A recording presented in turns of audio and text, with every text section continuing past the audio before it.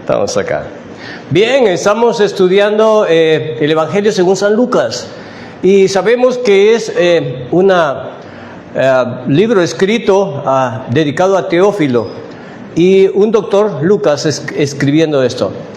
Y me llama la atención cómo ha ido explicándole. No creo que Teófilo al final de este libro dedicado a él pues tenga alguna duda. Le explicó desde el nacimiento y le ha ido explicando. Por supuesto que el doctor Lucas, obvio, no tomó en cuenta todo lo que él decía. Creo que si en todo el tiempo que mi Señor predicó se hubiera escrito todo lo que él hacía, pues sería un volumen demasiado grande. Sin embargo, creo que por inspiración del Espíritu Santo se escribió aquello que consideraba más importante. Entonces, vimos desde el nacimiento, vimos desde la familia, vimos desde todo punto de vista y hemos empezado a ver el ministerio del Señor, y Lucas se lo cuenta a Teófilo y le dice: mira, estuvo en ayuno, fue tentado, pasó esto, fue bautizado, y él le cuenta todo lo que considera más importante. Luego le dijo: ¿sabes qué? A los judíos él los corrigió en lo que respecta al ayuno. Porque a pesar de que estos eran bien religiosos y hacían todo esto, no era como debía de hacerse. También los corrigió con respecto al sábado.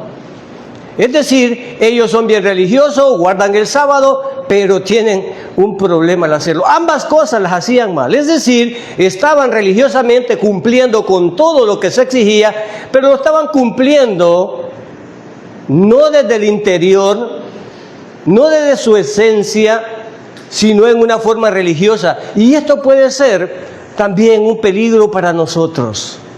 Si realmente hemos alcanzado salvación o somos personas religiosas con conocimiento religioso, con conocimiento teológico, pero no estamos convencidos, no somos creyentes.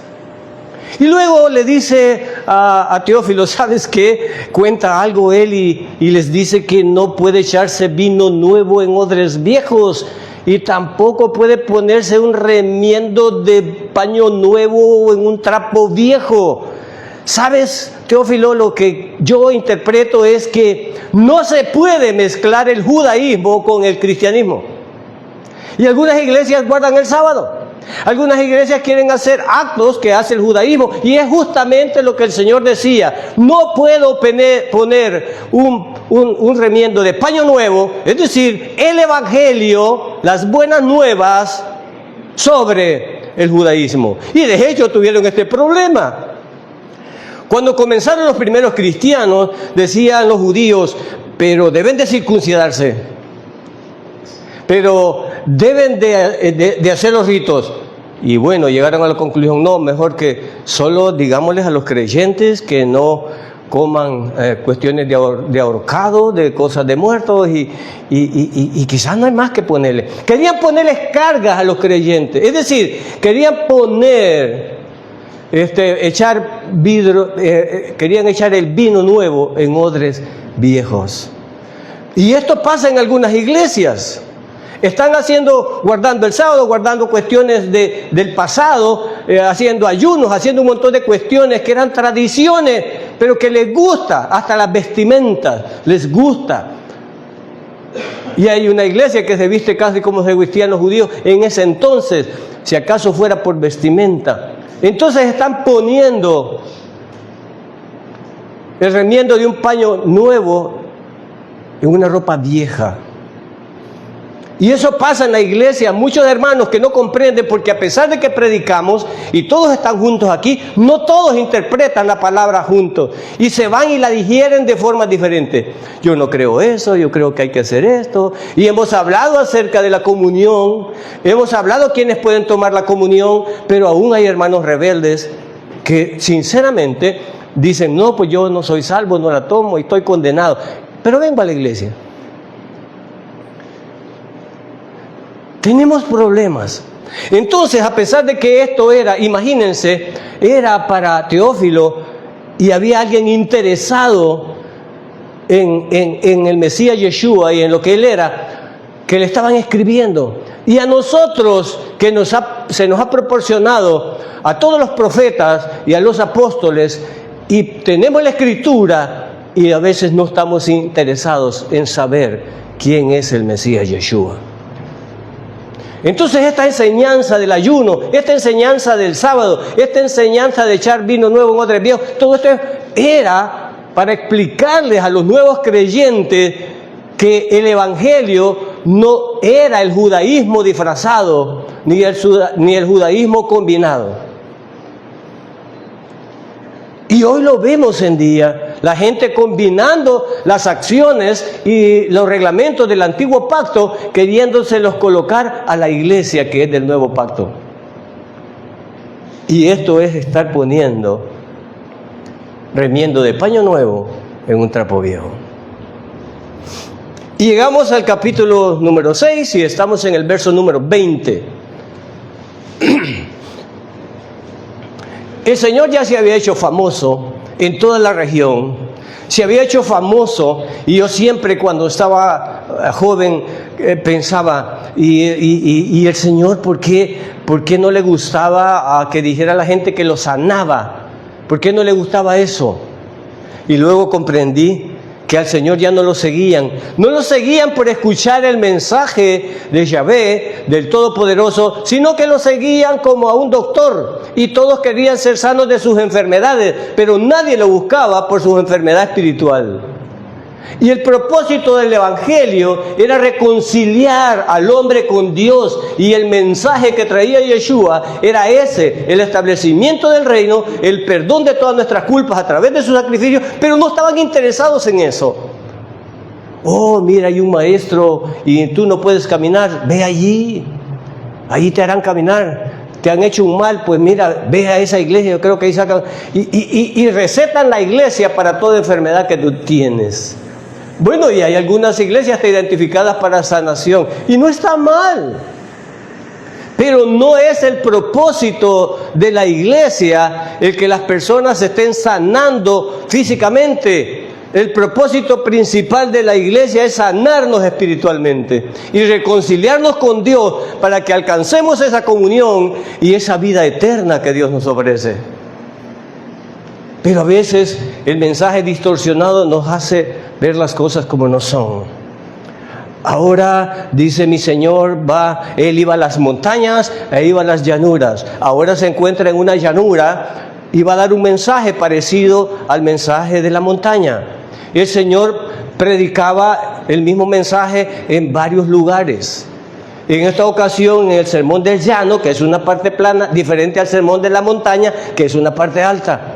Pero la enseñanza en sí es igual, con algunas diferencias. Ahí aparece. Ahora él era famoso, lo buscaban por eso, pero él se iba a dirigir a los discípulos. ¿Quién era la audiencia de mi maestro? Él era un rabí, un rabino que vino a cumplir la ley. No olvidemos que él no ha sido sacrificado todavía y que está vigente la ley, y él está actuando y predicando el nuevo pacto, pero mediante el régimen de la ley. Él iba a la sinagoga y Teófilo anota que les dijo, ¿sabes? Leyó una porción de Isaías y dijo, este día se ha cumplido esta profecía delante de ustedes. No le creyeron, pero ese fue el punto de partida de su enseñanza como rabino teológica, en donde les dijo que él era el Hijo del Hombre. Los agarró por sorpresa. Bueno, y desde ese momento, con los que entendieron lo que él estaba diciendo, intentaron matarlo. Luego llega a pesquisar unos fariseos y saduceos que venían de lejos a escuchar el mensaje del Señor. ¿Has venido a escuchar la enseñanza de Dios? Esta gente, a pesar de que no estaba en lo correcto, pero la curiosidad les asaltaba e iban a poner atención, no como el populacho de la gente que llegaba a escuchar a Jesús por enfermedades. Esta gente eran teólogos y llegaban a ver si él se equivocaba en algo. El problema de ellos fue que no fueron a ver si realmente era el Hijo de Dios, sino si se equivocaba en algo. Y les da una bofetada tremenda y les dice: ¿creen ustedes que yo no puedo perdonar pecados porque solo Dios perdona pecados? ¿Saben qué? Para que miren que yo soy Dios, le perdono sus pecados. Esto fue una blasfemia. Si el Mesías no era Dios, era una blasfemia, porque nadie puede otorgarse el perdón de pecados sino solo Dios. Y cuando Él dice te perdono tus pecados, es porque entonces Él era Dios. Entonces esta palabra fue incómoda para ellos, y ahora el Señor va a hablar a sus discípulos. Y esto es el establecimiento del reino. Cuando el Señor dijo que el reino se había acercado, ahora el reino de Dios tiene una constitución diferente al reino de los hombres.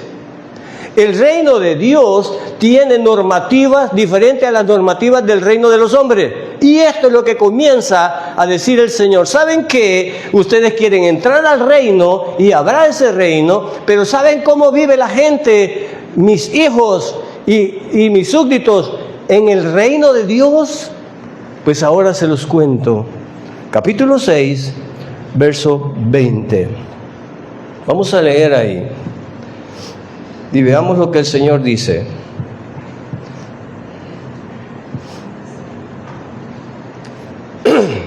Y levantando sus ojos, verso 20, hacia sus discípulos, decía: bienaventurados los pobres, porque vuestro es el reino de los cielos. Bienaventurados los pobres. Bienaventurados significa felices, dichosos. Yo no sé si algún día de tu vida, hasta la edad que tú tienes, algunos ya un poco que hemos volado bastante tiempo y algunos tapé poco tiempo, pero si yo te preguntara, ¿recuerdas cuál día ha sido el más feliz de tu vida? Mira, hermano, yo he vivido una vida tan desgraciada, yo no recuerdo ni un día feliz, hermano. Solo garrotazos he tenido. Pero si te pregunto hoy, dime, desde que naciste hasta hoy, ¿cuál ha sido el día más feliz de tu vida? Donde te has sentido con gozo, con júbilo, cuando bailas, cuando brincas, porque dices: wow, hoy sí estoy contento. Nos es difícil porque somos llorones, pero si les pregunto cuál es el día más desgraciado, todos, hermano. O sea, no sé, tenemos un pensamiento diferente nosotros, pero el Señor les dice, y les pega una bofetada, todos se sienten a escuchar al maestro, y vamos a ver qué dice el maestro ahora: bienaventurados, dichosos, felices todos los pelados. ¿Cómo? ¿Cómo? Felices todos los pelados. Felices son los ricos. Nosotros los pobres, ¿qué felices somos? Pero el establecimiento del reino de Dios inicia y les dice: en mi reino son dichosos, son felices todos los pobres. No, yo vine aquí porque me dijeron que aquí hay milagros y que voy a ser rico. Yo para ser pobre ya estoy pelado. Y se quedan todos atónitos. Bienaventurados los pobres. Pero yo no me alegra eso, que usted me diga que soy bienaventurado porque soy pobre. No, pero la bienaventuranza no termina ahí, tiene una segunda parte. Y la segunda parte dice: ¿porque qué? Los pobres, porque vuestro es el reino. ¡Wow! Entonces todos los de la curruncha, todos los de la fortaleza, de la fuerteza, todos los pelados, ¿seremos salvos? No. Pero soy pobre. Sí, pero no significa que porque sos pobre entrarás en el reino de los cielos. O no significa porque sos rico que vas a ir al lago de fuego. Hay que aclarar esto. Entonces, ¿qué es lo que dice? Porque vuestro es el reino. No, hermano, pero ahí dice que es de los pobres. ¿Pero de cuáles pobres? ¿De cuáles pobres? ¿De cuáles pobres es el reino? Bueno, vayamos a Lucas 16. Lucas 16.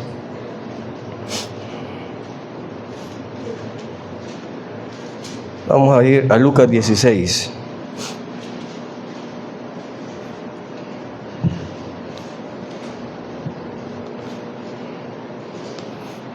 Lucas 16, el verso 27.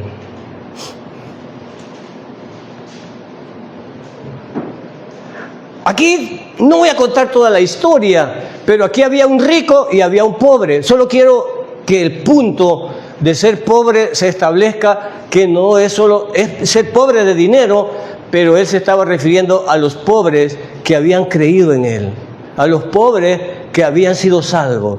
Y te voy a probar eso, porque todo el capítulo te voy a seguir explicando y no te voy a explicar detalles, pero sí te quiero explicar este punto para que veas a qué pobre se refiere. Porque yo puedo entender, entonces todos los pobres se salvarán. Y hay una iglesia que cree eso, que por ser pobre yo me salvo. No. Por ser pobre es más fácil que yo crea en el Señor por mi necesidad. Porque los pobres pasan necesidad. Y cuando pasan necesidad, ¿a dónde claman? ¿A dónde claman? Porque los ricos son injustos con ellos. Entonces para el pobre es más fácil creer en el Señor que para un rico. Y veamos que la Escritura dice eso. Entonces dice, verso 27, no te voy a leer la historia. Aquí había un rico y un pobre, y cuando hablo de pobre, es un miserable, es un mendigo. No estoy hablando pobre de que tienes casa, que comes salteado, pero no, estoy hablando de un pobre que está en la calle y que está mendigando. Te estoy hablando de eso. En este caso, comía de las migajas que caían del rico, para que tengas una idea. Y esto lo contó el Mesías Yeshua. Por eso él sabía lo que decía. Entonces, ¿a qué pobre se refiere? Y veamos lo que dice la Escritura. Murieron los dos. Y pareciera hasta ese punto que el otro por ser rico fue al infierno y el otro por ser pobre fue al cielo. Pero veamos si es cierto eso. 27. Entonces le dijo, te ruego pues, Padre mío, que envíes a la casa de mi padre, porque tengo 5 hermanos, para que les testifiquen, a fin de que no vengan ellos también a este lugar de tormento. Él estaba en un lugar de tormento en el infierno, pero no quería que sus hermanos llegaran allí. Entonces, ¿cuál era el mensaje que quería que llevaran a los pobres? Pero esto no, es a los ricos, a los hermanos de él. Fíjate, ponga atención. No fue por el hecho de ser pobre que Lázaro fue al paraíso. Aquí este rico entendió algo y le dice, bueno, yo ya me fregué, comprendo que aquí ya no hay oportunidad. Y esto para los que nos ven por internet. La oportunidad de alcanzar salvación, de tener vida eterna, de ir al paraíso y de ser perdonado de todas tus culpas, es en vida. Aquí el rico reconoce que en el lugar allá, y hay una iglesia equivocada, que dice que con unos cuantos volados que te eches tú aquí cantados y hablados, te sacan de ahí. Pero parece que el rico, que sí estaba en el lugar, y el que estaba contando que sabe lo que habla, porque es el Mesías Yeshua, el Hijo de Dios, quien ha subido y ha bajado del cielo, pues si alguien sabe es él. Los demás serían locuras. Y le dice él contando esta historia, le dice que estaba preocupado para que sus hermanos no vinieran acá. Pero resulta que él no estaba allí por ser solo rico, sino que él está interesado que le vayan a hablar a sus hermanos. ¿Y cuál es ese mensaje que le iban a ir a hablar? ¿Cuál es ese mensaje?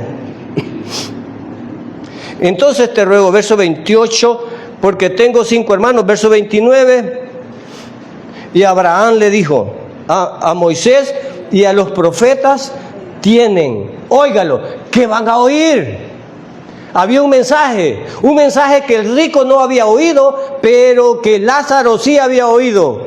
Lázaro era pobre, pero creyó en el mensaje, pero el rico no creyó en el mensaje. Y ahora quiere que ese mensaje que oyó Lázaro se lo vayan a predicar a sus hermanos, porque él ya no tiene esperanza ahí. Entonces no se trata de solo ser pobre. Y veamos cómo sigue eso. Y a los profetas tienen, óigalo. Él entonces dijo, no, padre Abraham, pero si alguno fuere a ellos de entre los muertos,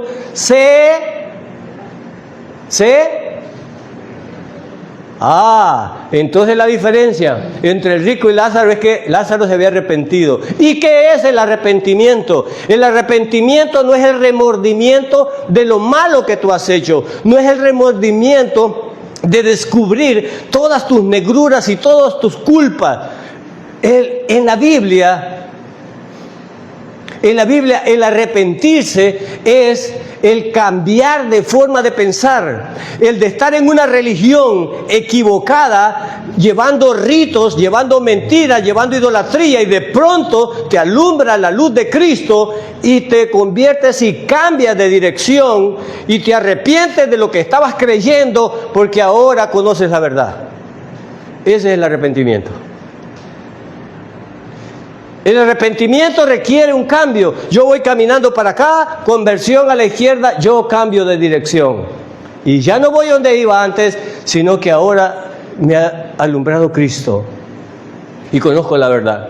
Entonces, no se trata de ser rico, sino de ser pobre. Cuando el Señor dice bienaventurados los pobres que creyeron, porque de ellos es el reino de los cielos. Es más fácil creer para un pobre, porque cuando yo no le creo eso. Bueno, te voy a dar otra evidencia.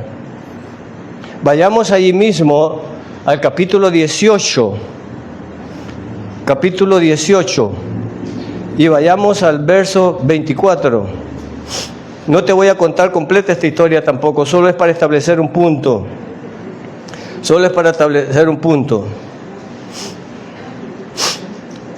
Aquí es la historia de un joven que era rico, pero este no era como el otro rico de Lázaro, sino que era un rico religioso, tallado. Un rico que cumplía con todos y tenía la boca tan grande como la mía. Y cuando le pregunta a él con gran orgullo y soberbia, ¿qué debo de hacer para entrar al reino? No, pues ¿sabes qué? Cumple lo que... no, hombre, todos me los he echado desde chiquito. Sí, yo todo. Entonces él pensó que le iban a decir, aleluya, vas para el reino. Pero, no te cuento toda la historia, la lees en tu casa, pero dice, entonces él le dice, Jesús, oyendo esto, le dijo, aún te falta solo una cosa ya que cumpliste todas. Vende todo lo que tienes y dalo a los pobres.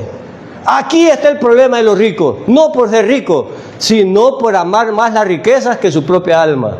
Entonces el rico se sentía triste porque todo lo que tengo no lo doy. Algunos somos así, ¿verdad? No vayas a la iglesia porque te van a sacar el diezmo. Y es cierto, hay un montón de estafadores y mañosos en los púlpitos, claro que sí. Y nos tiembla el pulso, pero cuando sos pelado, ¿qué te van a quitar? Solo el alma en el cuerpo. Aquí vengo, pastor, mejor deme la canasta con toda la porción. Yo vengo a traer, no a dar. Por eso dice el Señor que es mejor dar que recibir, porque cuando das es porque tienes, pero cuando recibes es porque estás pobre. Entonces el pobre llega a la iglesia con la esperanza hasta de cachar, no tiene problemas entrar, pero el rico lo piensa dos veces, me van a desvalijar, me van a sacar dinero, me van a aparecer, hermanito, usted que tiene pista no me presta $100, hermanito, usted que tiene carro no me hace unos viajes, hermanito, y empieza, y entonces el hermano que es más rico le caen todos encima. Entonces el rico dice, mejor no voy ahí. Y viene el rico moderno, mejor hace su iglesia. Y como está sinvergüenza, él los desvalía. Él agarra el diezmo. Entonces él, en vez de pedirlo, hace su iglesia y él pide el diezmo y es más rico de lo que ya era. Así funciona esto. Entonces, ¿qué pasó con este muchacho? El rico no es por ser rico que va al lago de fuego, sino que por el amor al dinero. Y entonces le dijo esto, oyendo esto, le dijo, aún te falta una cosa, vende todo lo que tienes y dalo a los pobres y tendrás tesoro en el cielo. Y ven y sígueme. Entonces, él oyendo esto se puso muy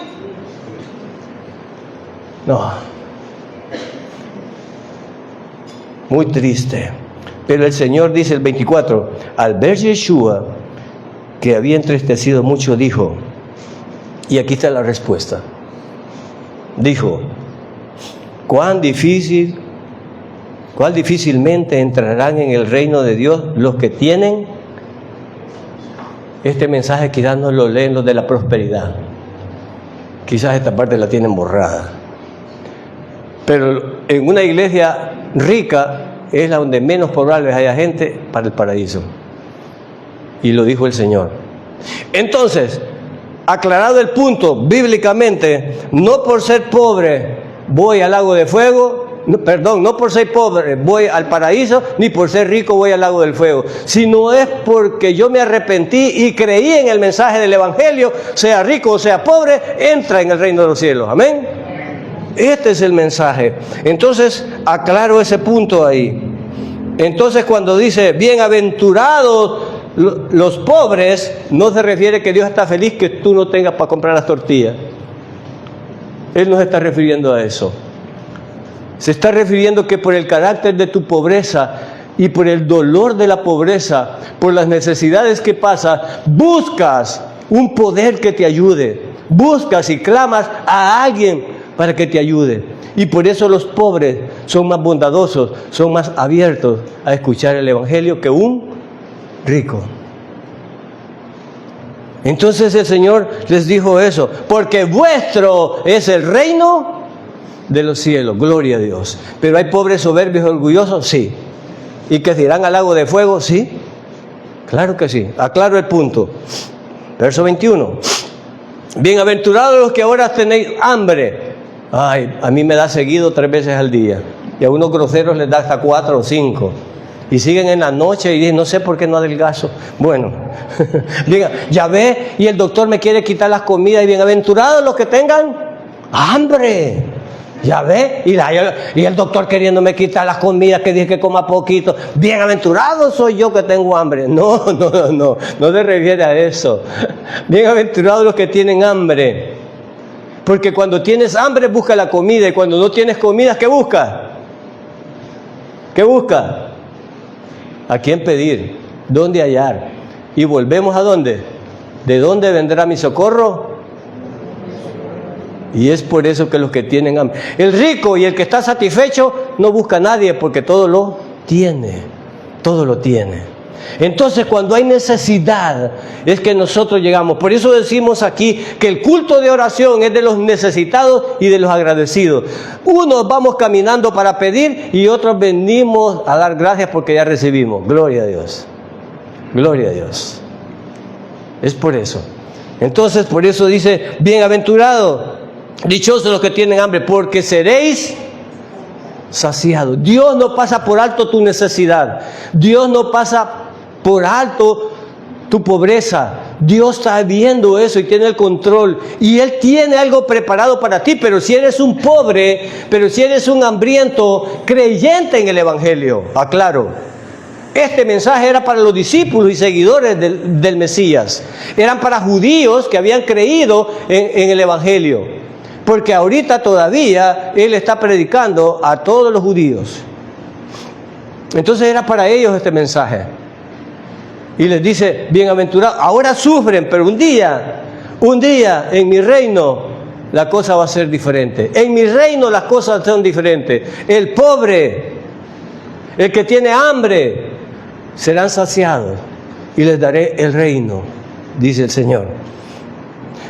Verso 22, bienaventurados, en el 21 todavía hay una parte, seréis saciados. Bienaventurados los que ahora lloráis, porque reiréis. ¿Cuánto lloramos?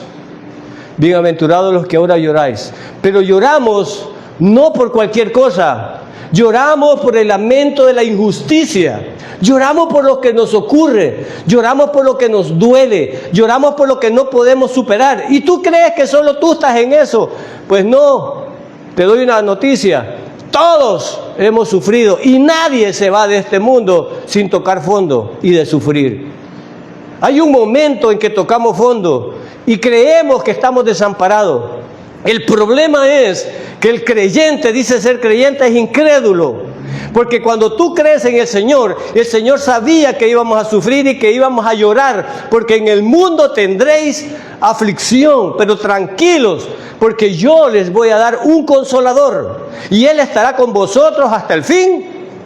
Pero no solo me lo digas, tienes que creerlo. Yo me he repetido durante noches, antes de dormirme, cuando he tenido dolor, cuando he estado afligido, digo, si yo tengo mi amparo y mi fortaleza, Si el Señor es mi pastor y nada me faltará. Lo repito, pero me cuesta creerlo. Me cuesta conciliar el sueño porque sigo sintiendo miedo. Y tuve temor y dije, quizás no tengo el Espíritu Santo. Llegó un momento a creer que yo no tenía el Espíritu Santo. Pero luego el Señor me contestó y tenía a Elías. Y veo a Elías, que es un hombre que decapitó a 400 profetas. Y después, porque una mujer lo amenazó a muerte, él estaba deprimido. Necesitaba psiquiatra y psicólogo. Y saben, no solo estaba deprimido, se quería suicidar. ¿Qué le pedía al Señor? Que lo matara. ¿Por qué? Porque el Espíritu Santo ya no estaba en él. Y el problema es que en el creyente el Espíritu Santo sí vive en él. Elías media vez no tuvo el poder del Espíritu Santo, sintió temor y sintió ganas de morir. Se deprimió y se fue a esconder después de tener tanto poder. Increíble. Y esto me consoló. Por eso es que tu debilidad, tu llanto, lo que tú no puedes superar, debes de ponerlos en la mano del Señor. Porque Él es, si tú te convences, Él está allí, la mano está extendida, eres tú que estás enllavado. Solo tienes que extender y entregarle al Señor el problema. Entrégalo, repítetelo.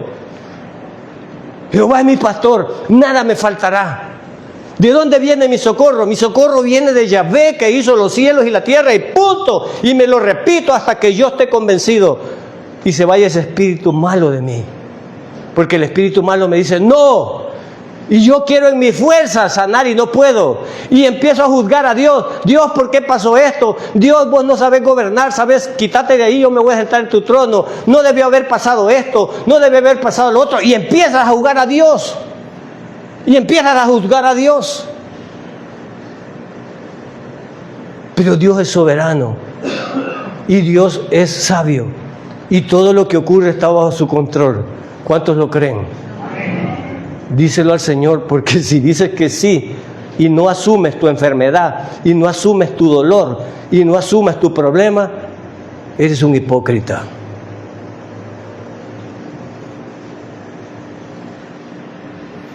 Yo me lo repetí muchas veces porque tenía miedo. Después pensé en otro, porque cada vez que me pasa algo y tengo dudas teológicas me voy a la Escritura y pensé que en mi vida estaba algo mal. Y luego empecé a ver todos los que habían tenido miedo, pero tampoco me consolaba. Pero cuando llegué al principal de todos, un día antes de ser crucificado, ¿qué ocurrió? Un día antes de ser crucificado, ¿qué ocurrió? ¿Qué ocurrió? El Señor se fue a orar, porque tenía... ¿Por qué tenía? Ahora, ¿por qué yo, siendo miserable, no lo voy a tener? Pero Él me dio el ejemplo de dónde estaba mi consuelo. ¿Y dónde estaba mi consuelo?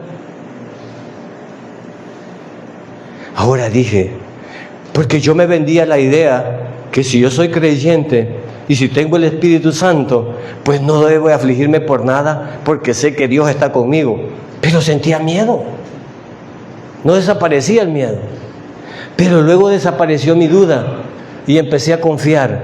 Sí podemos tener miedo los creyentes, pero ¿qué debo de hacer cuando tengo miedo? Doblar rodillas, decirle a mi Padre lo que me pasa y confiar que Él hará lo que a mí me conviene. ¿Cuántos lo creen? Aunque no lo entienda, aunque no lo entienda. ¿Por qué mi hijo salió así? Yo sufrí por mi hijo, sufrí. Y también me acusaba. Y volví a la Biblia. Y busqué al primer padre. ¿Quién fue el primer padre? ¿Quién fue el primer padre? Vamos a hacer examen de escuela dominical. ¿Quién fue el primer padre? Dios. ¿Y quiénes fueron sus primeros hijos? Adán y Eva. Y siendo un padre ejemplar, en un ambiente ejemplar y todopoderoso, ¿cómo le salieron los hijos? teniendo todo. Los psicólogos dicen, es que el niño está en un ambiente tóxico. Oh, maricón, no es eso. No es eso. Es el mal que hay en nosotros. Es el mal que hay en nosotros. Adán no tenía suegra, no tenía pleito. Adán estaba nítido. Cuando quería comer abría la boca y agarraba la fruta. Todo era de él. Y Eva no podía ser celosa ni tóxica, a menos que celara a Adán con la yegua, pero no tenía con quién. Solo ella. No era perfecto, hermano. Era perfecto todo. Sin suegros, sin ellos dos. No de Adán, ¿de dónde venís? ¿De dónde otra caballa? No te podía. Si solo una mujer había. Pero ¿qué sucedió? Desobedecieron. Ahora, ¿cómo nuestros hijos no nos van a desobedecer? Y yo sentí consuelo. Y esas bestias que tenemos salvajes, que no sabemos de dónde salieron, porque les hemos enseñado todo bien. Los hemos traído a la iglesia, les enseñamos, les leemos la Biblia, los ponemos a orar. Pero salen salvajes. Salen rebalosos, brincacercos. Y nosotros sabemos que van a sufrir. Y no queremos que eso les suceda. Pero hay que confiar en Dios y hay que encomendarlos a Dios. Y Él quiere que veamos las cosas que no son como si fueran. Nunca te rindas, no claudiques de orarle al Señor por tus hijos. Job oraba porque sabía esas bestias que tenía. Dije, voy a orar por a ver qué han hecho estos degenerados. Intercedía. Entonces, en este caso, hermano, nosotros sabemos que Dios nos va a consolar. Bienaventurados los que lloran. No sé cuál es tu llanto. Dinero, enfermedad, pérdida de un pariente, pérdida de un auto, pérdida de trabajo. Yo no sé. Pero todos lloramos, todos gemimos y queremos juzgar a Dios por lo que nos ocurre. A veces es el resultado de nuestras propias acciones. A veces es una prueba de Dios. ¿Dios nos prueba? ¿Dios nos prueba? ¿Dios nos prueba? Sí. Sí. Claro que Dios nos prueba. ¿Cuánto tenemos que aprender, hermano? No sé qué te hayan enseñado, pero si Dios sí nos prueba. En el Padre Nuestro, como dice, y no nos metas, la palabra no era tentación ahí, sino prueba, porque Dios no tienta a nadie. Y no nos metas a prueba. Yo cada día le digo, no me pruebes porque no sirvo. Mas líbrame del maligno. Eso dice. Entonces debes de entender que eres bienaventurado cuando lloras, porque recibirás, ¿qué? Bienaventurados los que lloran, porque después, ¿qué? Reiréis en el gozo del Señor. ¿Cuántos de nosotros damos testimonios que estuvimos afligidos y Dios nos restableció? Gloria a Dios. Gloria a Dios. Yo soy incrédulo y les doy testimonio de todo lo misericordioso que Dios ha sido conmigo y con mis hijos y de los que los ha librado. Entonces, los que lloran pueden entender este verso que dice, bienaventurados los que lloráis, y soy creyente, pero que sois creyente, porque recibirás consolación del Espíritu Santo. Y sabes que lo que te está ocurriendo es una lección para decirte, ¿sabes qué? No eres nada, te crees creyente, pero no lo eres. Muchos somos creyentes mientras las cosas marchan bien, pero cuando van mal, entonces ya fallamos. Entonces, podríamos hablar mucho de esto, pero quiero avanzar. Dice el Señor acá, bienaventurados los que lloran, porque ellos van a reír. Verso 22, bienaventurados sois cuando los hombres os aborrezcan, cuando os excluyan y os insulten y rechacen vuestro nombre como malo, por causa del Hijo del Hombre. A muchos nos desprecian por trompudos, por chambrosos, por sinvergüenzas. No es de eso que está hablando la bienaventuranza. La bienaventuranza dice, bienaventurados sois cuando sale a evangelizar y les tiran las puertas. Cuando no quieren hablar con ustedes, gloria a Dios, aleluya, ustedes están siendo bienaventurados, están siendo dichosos. Cuando por ser creyente te separan del grupo. Mira, vamos a ir a chupar. Decirle a aquel, sí, es creyente, pero no es nada, tráelo, va a chupar con nosotros. Entonces, nadie te persigue. Pero cuando tú no asumes, porque el reino se establece mediante esto, los primeros valores: bienaventurados los pobres, bienaventurados los que tienen hambre, bienaventurados los que lloran, bienaventurados los que los desprecian por causa de mi nombre. Estas son las normas nuevas. Este es el vino nuevo que Dios está estableciendo a los judíos, y los judíos estaban quedando sorprendidos. Esto es la nueva. Y le dice: por causa del Hijo del Hombre. No que te persigan porque robaste, no te persigan porque hiciste algo, hermano. Quedemos claro que la bendición es por causa de Dios. Regocijaos, verso 23, en ese día, y saltad de gozo, porque he aquí vuestra recompensa será grande en el cielo. A los creyentes que han hecho galardones acá en la tierra, llorando, teniendo hambre, y lo que él acaba de decir anteriormente, esta recompensa. Porque del mismo modo hacían los padres de ellos con los profetas. ¿Cuál era el problema acá? Los judíos amaban los falsos profetas, los amaban. Pero a los profetas que decían Jeremías, vayan a traer a Jeremías, no me traigan a Jeremías, ese Jeremías, solo salado. Tráiganme los otros. Y había unos bayuncos que habían hecho unos cachos. Bueno, igual que los, ¿cómo se llaman estos? Estos bayuncos, perros, gatos y chuchos y toros, los terian. Estos, ya habían en el tiempo de Jesús, ya habían, los terian. Y entonces, rey, le decían, y se ponían unos cachos, así va a cornear usted a sus enemigos, y le tiraban a los terian ahí, al rey, eso decía, y rey, así vas a cornear a tu enemigo, así lo vas a vencer, sí, decía el rey. ¿Van a traer a Jeremías? No, hombre, no me traigan a Jeremías. Y a Jeremías le decía, te van a quebrar, te va a ir mal, por esto y esto te va a ir mal. Preso lo metía, pan y agua, lo ponía. Así es que los profetas que dicen, hermano, venga, esa cuenta se le va a multiplicar, ese negocio va a tener 2 más, abra el portón que va a tener 3 carros más, aleluya, empiezan a brincar los hermanos. Pero cuando viene otro les dice, todo árbol que no da buen fruto será cortado, avisa.